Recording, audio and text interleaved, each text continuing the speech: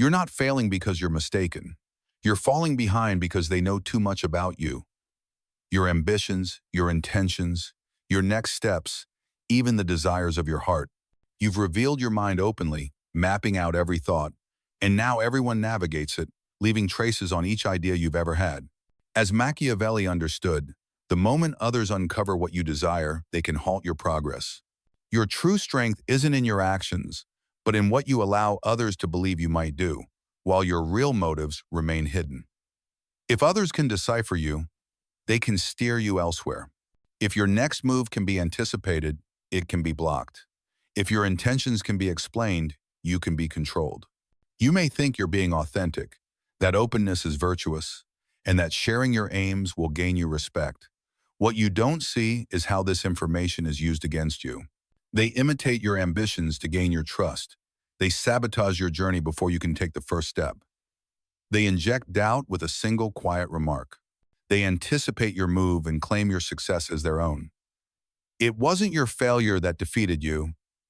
It was someone else reaching your destination before you. Machiavelli might remind you, if your rivals know what you'll do next, you've already armed them against you. Oh, you want to be visible, to be understood. But here's the harsh reality. Visibility brings vulnerability, and in the wrong environment, vulnerability can be your downfall. The kindest faces often conceal the deepest malice, and the more predictable you are, the easier it is to orchestrate your downfall. Consider the world's most powerful leaders and strategists. They never exposed all their intentions. They communicated in riddles and half-truths, offering enough to build trust but never enough to be stopped. They let others believe they understood them right up to the moment they acted unexpectedly. There's a reason the quietest person in the room draws the most attention. There's a reason those who speak less are heard more carefully. We fear what we don't understand, and we're obsessed by what we cannot foresee. Mystery isn't just intriguing, it's dangerous. When your goals are unknown, others can't obstruct you or manipulate your choices.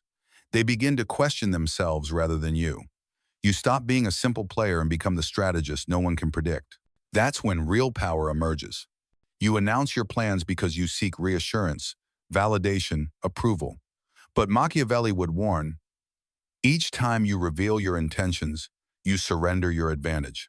And if the person listening isn't truly invested in your progress, what you consider honesty quickly becomes ammunition against you.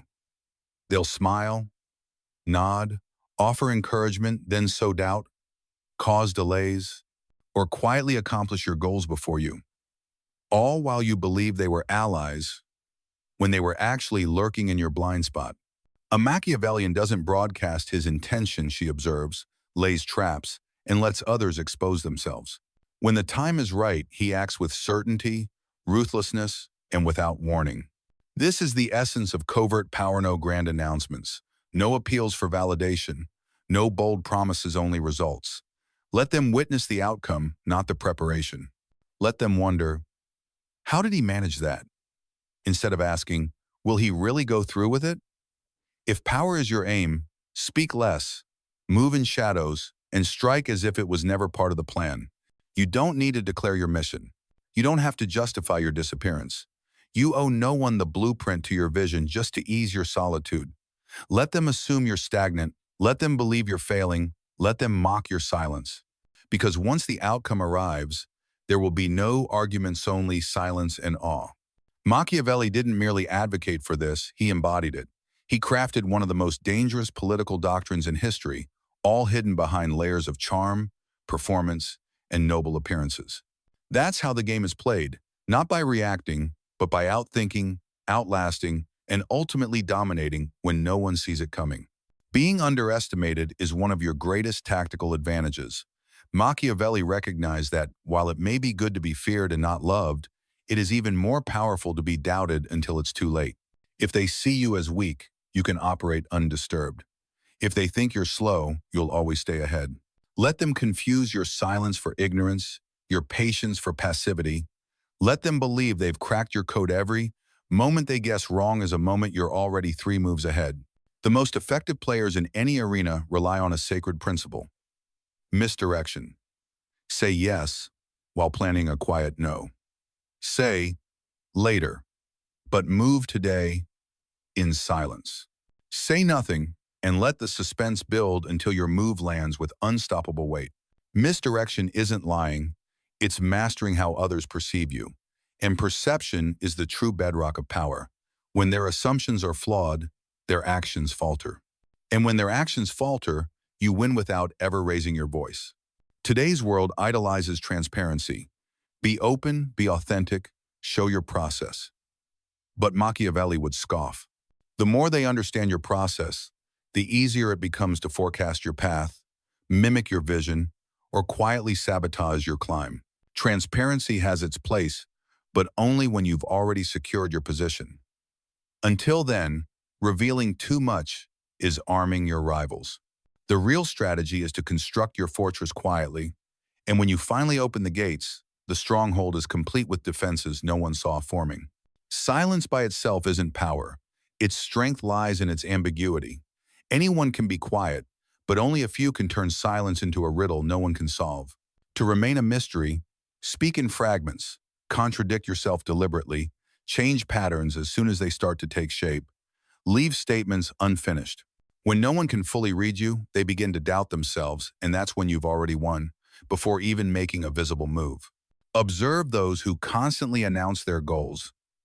I'm going to achieve this, just wait, they'll see soon enough. They believe that declaring ambitions builds pressure, creates accountability, garners attention.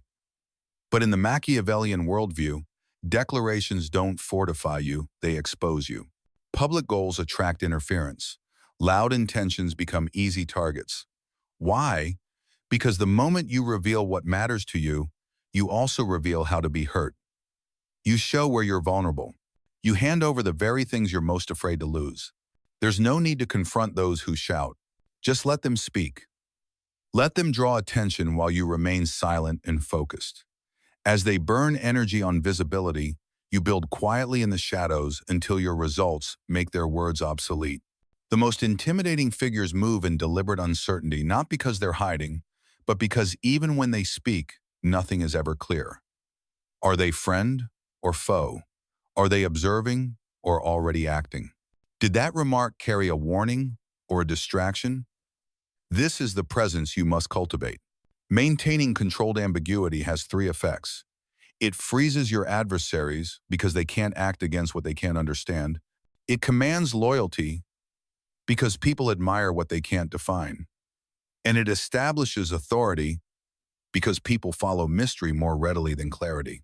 You don't need to persuade or plead, you only need to instill uncertainty in everyone but yourself. That's what Machiavellian influence looks like. Machiavelli grasped a deadly truth. The quietest person in the room often holds the most control. Every word spoken is a revelation of your desires, your fears, your priorities. But when you listen, you collect intelligence. The best strategists, the most cunning players, the true Machiavellians don't dominate by speaking. They steer conversations with silence. They ask two questions and absorb the flood of answers. And the moment the other person starts explaining, rationalizing, revealing, they hand over all their leverage. Every conversation is a battle for control over the frame, the unspoken lens through which power, meaning, and tone are determined. If someone frames the interaction with phrases like, "You owe me an explanation," they've taken the lead. Let's be honest, they've set the emotional climate. "What are you hiding?" They've put you on defense. But Machiavellians never allow others to define the frame. They respond with uncertainty. They redirect attention. They ask questions instead of answering them. They use silence to reclaim control. They don't justify, they don't seek approval, and they never react with urgency. They own the narrative and with it, the outcome. Want to uncover someone's true motives? Machiavelli would advise this. Let them speak just long enough.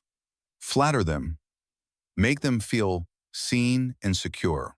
Offer a vague, harmless half-truth not to reveal, but to lure. Because once someone believes you've opened up, they let down their guard. They overshare. They tell you who they trust, who they envy, what they crave, and what they dread losing. And all you did was listen. The more control you acquire, the more dangerous you become, just because you understand their plan, but because you understand their mindset. That kind of insight is irreversible leverage. Strategic minds don't ask, "What are you doing?" They ask, "Why did you approach it that way?" Or, "What convinced you to trust them?" Or, "Doesn't that seem risky?" These aren't real questions. They're psychological triggers designed to spark doubt, to destabilize confidence, to uncover insecurities masked by certainty. And the moment someone begins explaining themselves, they've unconsciously placed you in a position of authority. True Machiavellians don't chase power, they allow others to hand it over, all while thinking they're still in control. One of the oldest and most effective strategies is this: let your opponents speak until they expose themselves. There's no need to argue, correct, or confront. Just remain quiet. Let the silence grow. Let them ramble. Let them justify, rationalize, repeat. Eventually, they'll reveal what they doubt, what they fear, and whom they envy. And by then, you'll know exactly where to apply pressure. This is how the Machiavellian plays the long game. He doesn't argue, he observes. He doesn't persuade, he collects. And when the time is right, he executes. The ultimate expression of strategic concealment isn't merely silence, it's invisible influence. The Machiavellian excels at influencing decisions without ever giving direct advice, at steering people and outcomes without seeking recognition. He doesn't issue commands, he implants thoughts. He doesn't dominate the room, he alters its atmosphere by simply existing. This is influence with no visible strings attached, power without spotlight, control without the craving to be seen. Most people assume that silence reflects emptiness, but in the Machiavellian doctrine, silence signals abundance. So much power, it doesn't need to be spoken. Every unspoken word becomes a pressure point. Every pause generates tension. Every moment of restraint invites others to speak more than they should. In that silence, you don't just control the conversation, you change the entire energy of the space. The one who speaks is often trying to win. The one who listens is already calculating. The one who waits wins. Ambiguity is the most refined form of intimidation. You don't have to threaten, you don't even need to respond. You just stay unreadable and allow their minds to run wild. What did he mean by that? Why hasn't he said anything? Is he setting something up? Is this a test? Human nature cannot bear uncertainty. It fills the void with anxiety, speculation, and fear. The more you withhold, the more their imagination works for you. Machiavelli applied this in courts and councils alike. He didn't confront the let uncertainty, fear, and imagination dismantle his opponents. You don't need to justify yourself. You don't need to chase truth. You don't need to defend against weak accusations. Just retreat into stillness and let them exhaust themselves, battling shadows you never had to raise a hand to create. This is how silence becomes more deafening than outrage. People expect a response, defense, explanation, emotion, because it puts them in control. But when you give them nothing, they unravel. They replay your last words. They wonder if they went too far. They fear your withdrawal. Your silence becomes the space where their power evaporates. That's the Machiavellian art of turning absence into presence. To be misunderstood is not a weakness, it's leverage. Because when others misread you, they lower their defenses. They expose strategies. They assume you're harmless, and that's when your timing becomes lethal. Machiavelli witnessed it time and again. Those who disguised their intent in confusion always held the upper hand. You don't need to be understood by everyone. Let them guess. Let them downplay you.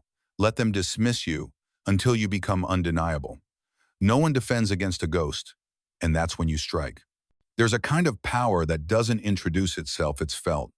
It's the kind that shifts the atmosphere without a word.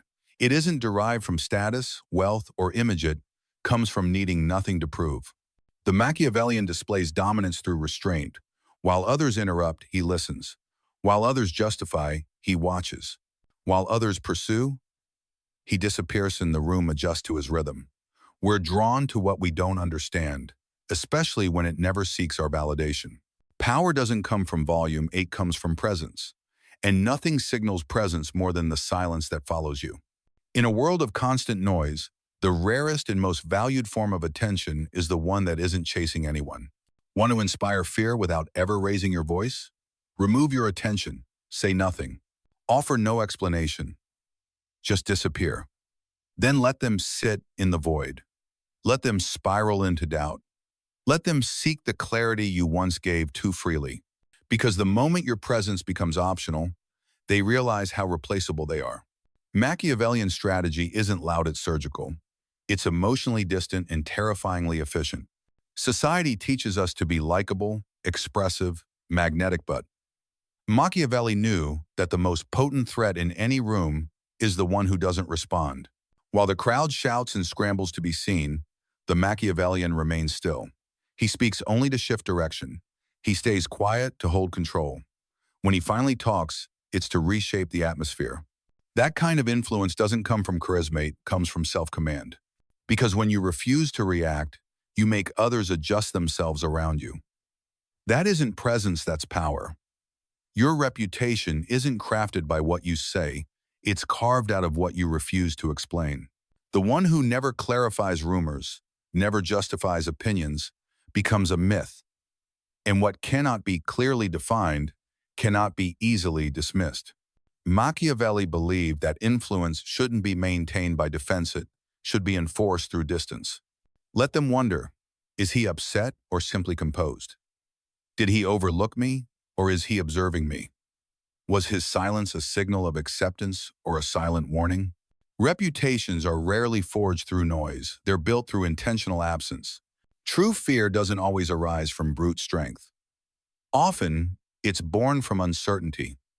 When people don't know your desires, they can't derail you. When they can't read your emotions, they don't know where to strike. And when they can't grasp your thoughts, they become consumed by trying to predict them, spinning themselves into paranoia and insecurity without you ever needing to exert dominance. You don't need to show your cards, you only need to make them fear what might be hidden beneath the surface. That's the essence of Machiavellian fear: quiet, unseen, and total. Here's a strategy few anticipate. You can hold power in a conversation without ever leading it. Let them talk. Let them believe they're in control, that they're earning your focus. Then, break the rhythm, ask a precise, unsettling question. Make one calm yet piercing remark that tilts the balance. Suddenly, the tone shifts. Their voice softens, their posture stiffens, their words become calculated. Because in that moment, you've reminded them, I'm letting you speak not because I'm learning, but because I've already read you. You don't need to control every second. You only need to interrupt one moment with precision. Words are limited, but the thought of what you might know is limitless in their mind. You didn't affirm, deny, or clarify, you simply left a void. And that silence will echo. They'll replay conversations. They'll question what you saw, what you sensed. They'll retreat not because they're guilty, but because they feel exposed by your quiet. This is how real power governs, not through constant declarations, but through silent influence. Machiavelli didn't advocate for openness. He weaponized uncertainty. The longer your silence stretches, the louder it rings in their thoughts. Eventually, you become less of a figure and more of a presence, an idea. He rarely speaks, but he always knows. Watch out, sees everything. If he's quiet, something is about to shift. That kind of influence isn't constructed in the spotlight, it's shaped in the shadows. You don't beg for attention. You gain it by being immune to its need. You don't chase status. You emit it by being unreadable. And you don't manufacture fear, you let it blossom on its own, because your silence echoes the very truths they hope aren't real. Machiavelli understood this on a visceral level. When you vanish, you don't diminish, you grow. People don't remember predictability. They remember mystery. They remember the silence. They remember the almost. They remember the one who disappeared just before they finally figured him out. That's how silence becomes legacy. You don't need to announce. You don't need to explain. You simply disappear, and in that stillness, your worth multiplies. From this point forward, every word you speak must fulfill one of two purposes: to amplify your presence or deepen your mystery. If it serves neither, remain silent. Because the more they hear from you, the more clearly they see your mind, and the moment they believe they understand you, they stop fearing you. Machiavelli would choose to be despised as an enigma rather than adored as something predictable. Your influence isn't built through exposure, it's crafted through selective silence and precision timing. Speak rarely but with total intent. You've completed the transition from being overly heard to being profoundly deliberate, from being legible to becoming legend, from chasing transparency to becoming the riddle no one can solve. This is no longer just a tactic, it's your identity. Let them speculate. Let them construct theories. Let them dread your next move. Because your silence is no longer absence, it's presence. And in Machiavellian logic, that's the only form of power that cannot be touched. In every room, every meeting, every negotiation, you're present, even when you're not. Because now they know, when you're quiet, they should be alert. When you're motionless, a shift is coming. And when you finally speak, it's already too late. This is what silent power looks like. It doesn't announce itself. It doesn't seek credit. It embeds itself in the minds of others. You're no longer just a person, you're an unknown. They must factor in a consequence they can't measure, a phantom they can't shake. Machiavellian silence isn't merely a tactic anymore. It is your essence. The world doesn't elevate the loud, it exploits them, mocks them, forgets them. But the one who plots in quiet reveals nothing and demands nothing. He governs longer, with fewer errors, and without ever needing to declare his dominance. So let them ask, what's he thinking? Why won't he speak? Is he still watching? Let them wonder. Let them fixate. Let them fear the meaning behind the silence they can't decode. Because the one truth you never gave them was the only one they ever needed to fear.